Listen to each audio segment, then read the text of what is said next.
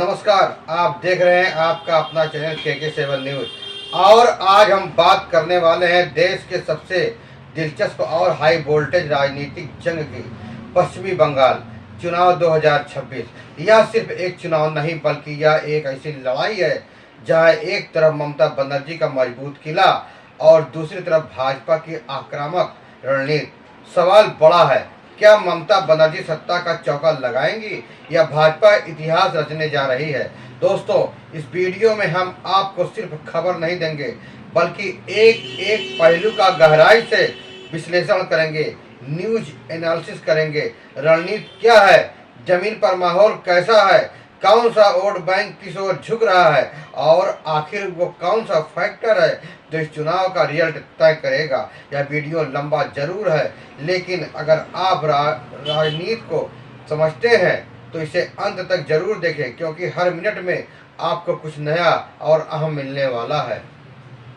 सबसे पहले बात करते हैं उस सवाल की जो हर किसी के मन में है, क्या बंगाल में परिवर्तन सिर्फ एक नारा है या इस बार सच में जमीन पर उतरने वाला है। 2021 में भाजपा ने पूरी ताकत झोंक दी थी, लेकिन ममता बनर्जी ने अपने जुझारू अंदाज से साबित कर दिया कि बंगाल की राजनीति अलग है। यहाँ का वोटर भावनाओं, संस्कृति और स्थानीय पहचान से जुड़ा हुआ है और यही वजह है कि इस बार भाजपा ने अपनी रणनीति पूरी तरह बदल दी है। अब भाजपा सीधे टकराव के बजाय लोकल टच पर ज्यादा फोकस कर रही है। मरमुरा, चाय, झालमुड़ी यानी यही चीजें जो आम बंगाली की जिंदगी का हिस्सा है। साथ ही 15 साल की एंटी कैम्पेंसी, बेरोजगारी, पलायन और कानून व्यवस्था जैसे मुद्दों को जोर शोर से उठाया जा रहा है। यानी भाजपा अब ममता बनर्जी को उसी की अंदाज में घेरने की कोशिश कर रही है। लेकिन क्या यह इतना आसान है? बिल्कुल नहीं, क्योंकि दूसरी तरफ तृणमूल कांग्रेस का मजबूत संगठन जो हर गली हर मोहल्ले में सक्रिय है। ममता बनर्जी का कैडर सिर्फ चुनाव के समय नहीं बल्कि पूरे साल मैदान में रहता है। यही वजह है कि आम वोटर कई बार खुलकर अपनी पसंद जाहिर नहीं करते हैं। यह खौफ है, यह मौन वोटर इस चुनाव का सबसे बड़ा गेम चेंजर साबित हो सकता है। पश्चिमी बंगाल की राजनीति एक बार फिर निर्णायक मोड़ पर खड़ी है। सवाल सीधा है, क्या ममता बनर्जी के नेतृत्व में तृणमूल कांग्रेस सत्ता का चौका लगाकर सरकार बनाएगी या भाजपा अपने संघर्ष को ऐतिहासिक मुकाम तक पहुंचाएगी।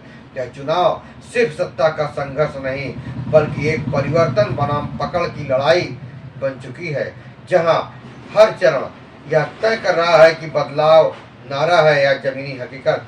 2021 और 2026 की रणनीतियों की तुलना करें तो भाजपा ने अपना तरीका बदला है, लेकिन लक्ष्य वही रखा है, ममता के किले को भेदना।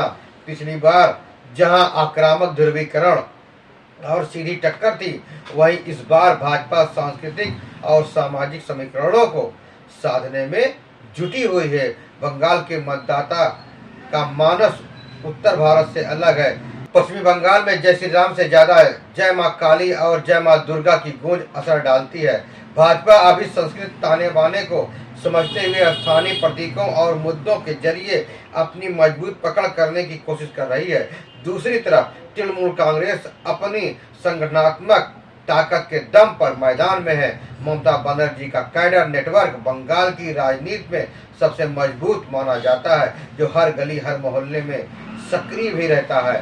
भाजपा के सामने सबसे बड़ी चुनौती यही है कि स्थानीय स्तर पर उतनी ही मजबूत जड़ें बनाना। हालांकि भाजपा ने 15 साल की एंटी कैम्पेंसी, प्रशासनिक विसंगतियों और प्रशासन के मुद्दों को हथियार बनाया है। मुरमुरा, चाय और झालमुड़ी जैसे स्थानीय प्रतीकों को लेकर फ्लैट योजना तक भाजपा तृणमूल की राजनीति को उसी की भाषा में जवाब देने की कोशिश कर रही है। जंगल महल और उत्तर बंगाल इस चुनाव के असली गेम चेंजर बन सकते हैं। महतो समुदाय, जिसकी हिस्सेदारी करीब 18% बताई जाती है, इस बार निर्णायक भूमिका में है। भाजपा ने उसकी भाषा को संविधान की 8वीं अनुसूची में शामिल करने का वादा कर भावनात्मक जुड़ाव बनाने की कोशिश की है। यदि यह वोट बैंक खिसकता है तो तृणमूल के लिए कई सीटों पर समीकरण बिगड़ सकते हैं। वहीं उत्तर बंगाल में पलायन, बेरोजगारी और कानून व्यवस्था जैसे मुद्दे मतदाताओं के मन में गहराई से बैठे हुए हैं। इसी बीच ममता बनर्जी ने केंद्र पर गंभीर आरोप भी लगाए हैं। उसका कहना है कि केंद्रीय एजेंसियों और सुरक्षा बलों का इस्तेमाल चुनाव को प्रभावित करने के लिए किया जा रहा है।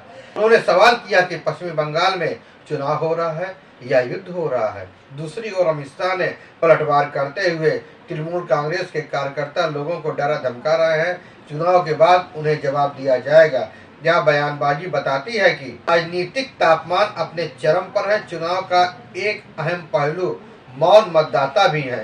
बंगाल में अक्सर देखा गया कि लोग खुलकर अपनी पसंद जाहिर नहीं करते हैं। चुनाव आयोग द्वारा सुरक्षा बलों की तैनाती और प्रशासनिक फेरबदल का मकसद यही है कि मतदाता बिना दबाव के वोट डालें।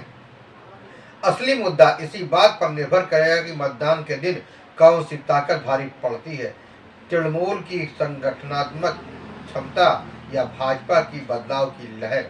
मैदान में एक और तृणमूल की मजबूत जमीनी मशीनरी है, तो दूसरी ओर भाजपा का प्रचार तंत्र जो मोदी, शाह जैसे बड़े चेहरों के इर्द गिर्द घूमती है।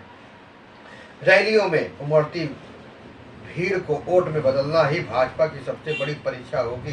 वही तृणमूल की चुनौती यह है कि एंटी कैंपेन्सी को कैसे संभालती है। कुल मिलाकर पश्चिमी बंगाल का यह चुनाव किसी महाभारत से कम नहीं है। हर सीट पर कड़ा मुकाबला है और नतीजे पूरी तरह अनिश्चित है। यह कहना जल्दबाजी होगी कि कौन चुनाव जीतेगा, पश्चिमी बंगाल में कौन जीतेगा, कौन हारेगा, लेकिन इतना तय है कि इस बार का जनादेश बंगाल की राजनीति की दिशा और दशा दोनों तय करने जा रही है।